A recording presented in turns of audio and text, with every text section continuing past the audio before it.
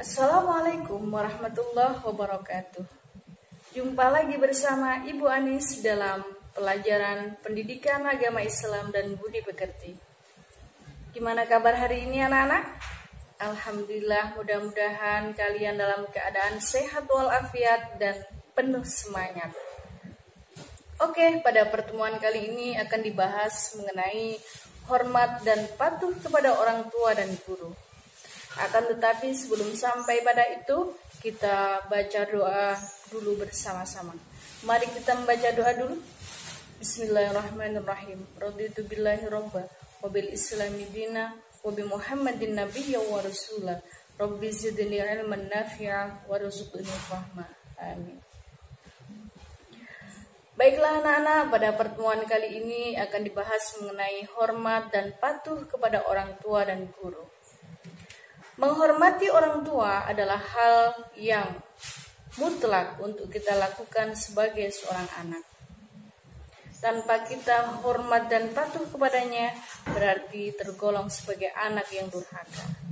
Manakala durhaka, Allah pun akan segera membalasnya dengan azab yang sangat pedih. Dan azab itu pun akan sesegera mungkin dinampakkan di dunia oleh Allah Subhanahu wa Ta'ala. Na'udzubillah min dzalik. Banyak sekali ayat-ayat Allah yang mengharuskan kita untuk hormat dan patuh kepada kedua orang tua kita. Salah satunya adalah di dalam Quran surat Al-Luqman ayat 14 yang bunyinya Bismillahirrahmanirrahim. Wa waswainal insana biwalidayhi hamalathu ummuhu wahnan ala wahni wa fisaluhu fi 'amaini an yashkur li wa liwalidayk ilayyal masir. Jadi ayat tersebut telah menjelaskan bahwa Allah Subhanahu wa Ta'ala telah memerintahkan umat manusia untuk selalu berbuat baik kepada ibu bapaknya. Kemudian ibunya yang telah mengandung selama 9 bulan dalam keadaan yang lemah yang bertambah-tambah. Kemudian menyapihnya dalam kurun waktu sampai 2 tahun baru disapih. Hal itulah yang menjadikan kita diharuskan untuk bersyukur kepada Allah dan kepada kedua orang tua kita. Ilayyal masir, hanya kepada Allah lah kita akan kembali.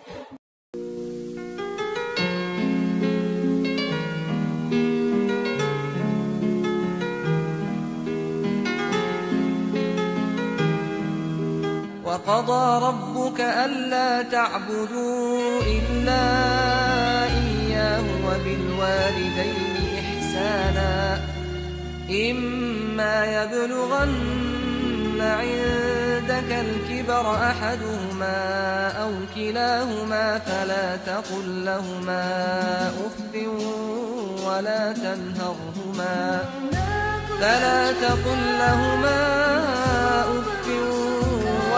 تنهرهما وقل لهما قولا كريما واخفض لهما جناح الذل من الرحمة وقل رب ارحمهما كما ربياني صغيرا.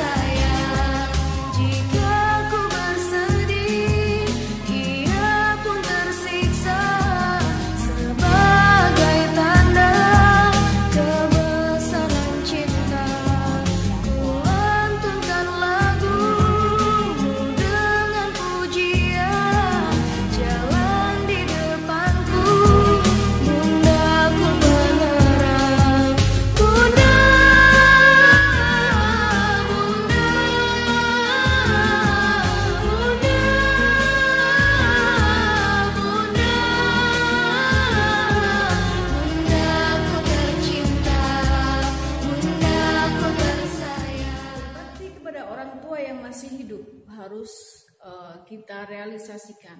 Salah satunya adalah menaati segala perintahnya, berbakti terhadap apa yang diperintahkan.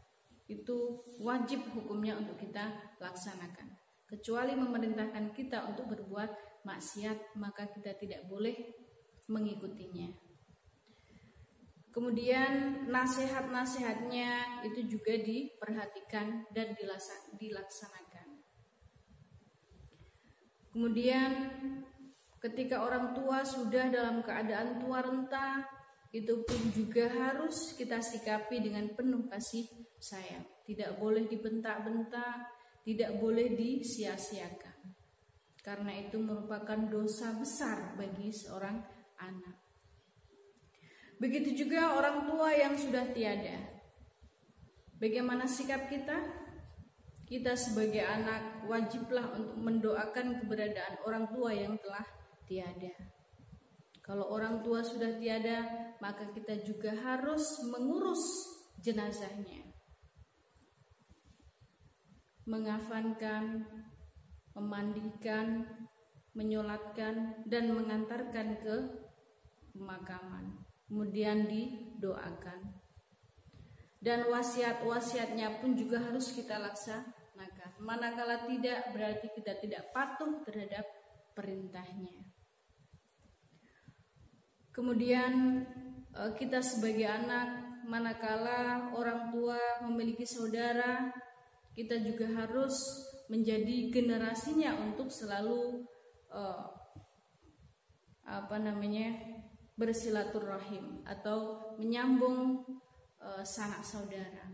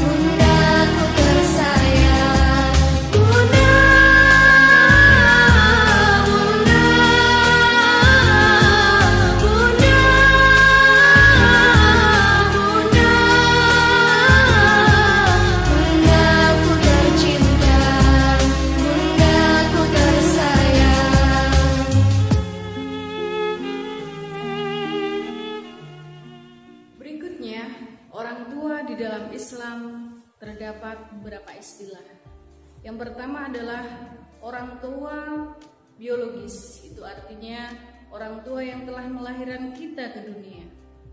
Dan yang kedua adalah orang tua rohani, itu artinya orang tua yang mengantarkan kita untuk mengenal Allah Subhanahu wa Ta'ala. Berbakti kepada orang tua adalah hal yang sangat prinsip yang harus dilakukan oleh seorang anak, baik orang tua masih hidup di dunia maupun orang tua yang sudah tiada. Ingat bahwa ridha Allah itu tergantung ridha orang tua, dan murka Allah tergantung murkanya orang tua. Ridha Allah fi ridhal walidain wa sakhtullah fi sakhtil walidain. Ingat bahwa segala sesuatu yang tidak diridhoi oleh orang tua, maka Allah pun tidak akan ridho. Dan sebaliknya, ketika kita membuat jengkel orang tua, maka Allah pun akan murka kepada kita. Makanya berhati-hatilah, akhlak kita harus dijaga, perkataan kita harus dijaga, apapun yang kita lakukan di dunia harus terjaga dari perbuatan-perbuatan yang menyakiti hati orang tua. Baiklah anak-anak, pada keterangan lebih lanjut akan dibahas lewat slide.